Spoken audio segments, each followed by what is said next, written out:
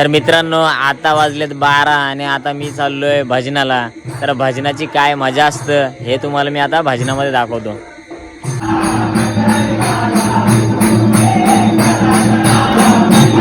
बघू शकता आता भजन चालू आहे ते.